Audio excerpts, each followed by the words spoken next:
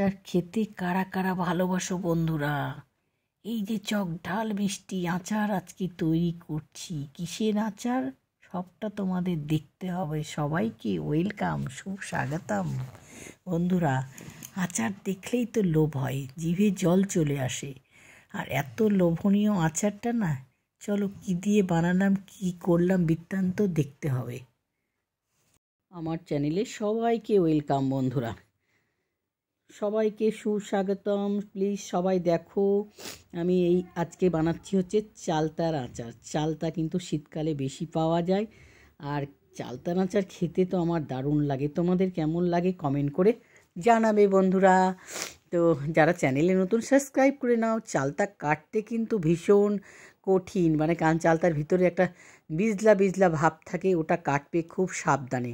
চালতাটাকে মাঝখানে ফাঁক করে নিয়ে তারপরে মাঝখান থেকে দেখো লম্বা লম্বা চাকা চাকার মতন আমি বের করে নিচ্ছি, আর ভিতরের একটা শ্বাসের মতন থাকে, ওটা ফেলে দিবে প্রথমে। এবার সবটাকে বটি দিয়ে কিন্তু খুব সাবধানে করবে কাটবে যখন। আর চালতা দেখলেই কিন্তু আমার জিভে জল চলে আসে, এত চালতাকে আমি খেতে ছোটো থেকে খুব ভালোবাসি বন্ধুরা। তো চালতা কাটা হয়ে গেল, এবার জলের মধ্যে দিয়ে রেখেছি, এর মধ্যে হলুদ আর একটু লবণ দেবো, ওই বিজলা বিজলা ভাবটা সেটা চলে যাবে।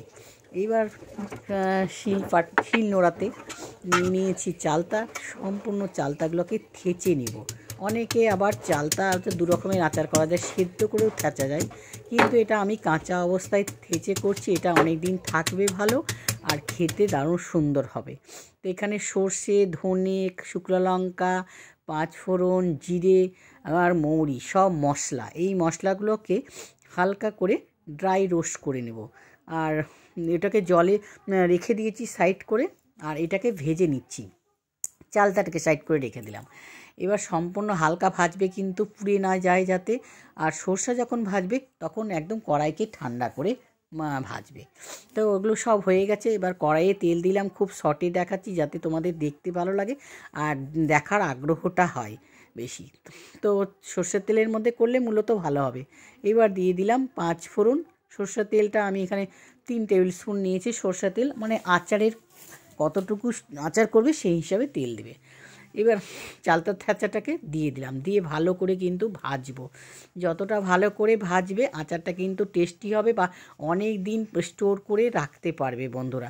আর কাঁচা অবস্থায় করছি তো, আর মানে সেদ্ধ করেও করতে পারো, ও খেতে একটু আলাদা স্বাদ হয়। লবণ দিয়ে দিলাম, লবণ দিয়ে ভালো করে ভাজছি যে লবণটা ভেতরে ঢুকে যাবে। হলুদও দিয়ে দিলাম, পরিমাণ মতন হলুদ আর পরিমাণ মতন স্বাদ, মানে স্বাদ অনুযায়ী লবণ দিলাম। দিয়ে ভালো করে ভাজবো। আর কাঁচা লঙ্কা কাঁচা লঙ্কা শুকনো লঙ্কার গুঁড়ো, আমার মাথাটা খারাপ হয়ে যাচ্ছে, শুকনো লঙ্কার গুঁড়ো দিয়ে দিলাম। দিয়ে এবার জল পরিমাণ মতন দিয়ে এবার চাপা দিয়ে দেবো, একটু সেদ্ধ হবে।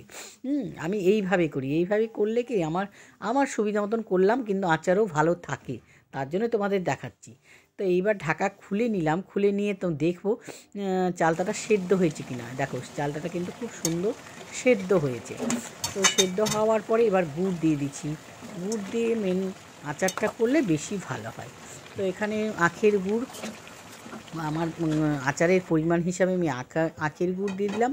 আখের গুড় দিয়ে তারপরে দেখো গুড় কিন্তু আঠালো যখন হয়ে আসবে, অল্প অল্প আঠালো, গুড় বেশ কিন্তু ফেনা ফেনা আর ফুলে ফুলে উঠছে, মানে একটা হয় না, আঠালোর ভাবটা যে আসে, সেটা আঠালোর ভাব দেখা যাচ্ছে বন্ধুরা। ফুলে ফুলে বলছি কেন, আমিও মাথাটা বেলুনের মতন বলছে। এই যে ভাজা মশলাটা দিয়ে দিলাম। আর একটা সিক্রেট মশলা আছে কিন্তু, সেটা কিন্তু আচারে দিলে যা টেস্ট হয় না বন্ধুরা, সেটা তোমাদেরকে বলবো, শেষের দিকে বলবো গিয়ে। হ্যাঁ, এখন দেখো এবার এটা দিয়ে ভালো করে কিন্তু আচারের ভিতরে, চালতার ভেতরে ঢুকে যায়, সেইভাবে অনেকক্ষণ ধরে নাড়তে হবে। তা আমি ভিডিওটা ছোট করছি তোমাদের দেখার সুবিধার জন্য। তো অনেকক্ষণ নাড়বো। এই যে সিক্রেট মশলাটা, পাঁচফোড়ন, ভালো করে পাঁচফোড়নকে রোস্ট করে নিয়ে এই পাঁচফোড়ন ছিলে গুঁড়ো করে নিয়ে এই দেখো আচারের মধ্যে দিয়ে, আচারের ঘন হয়ে গেছে, একদম আচার রেডি বন্ধুরা। কারা কোথা থেকে দেখছো কমেন্ট করে একটু বলো, আর কেমন হলো বলো। আর এই আচারটাকে স্টোর করে অনেক দিন রাখতে পারবে। চলো এবার শিশিতে ভরে নেব। এই দেখো শিশিতে ভরে নিয়ে 1-2 বছর রাখো, স্টোর করে এর মধ্যে একটু যদি ভিনিগার দিয়ে রাখো আরও অনেক দিন থাকবে। কারা কোথা থেকে দেখলে কমেন্ট করে জানিও, লাইক করো, শেয়ার করো আর চ্যানেলটাকে সাবস্ক্রাইব করো। টাটা।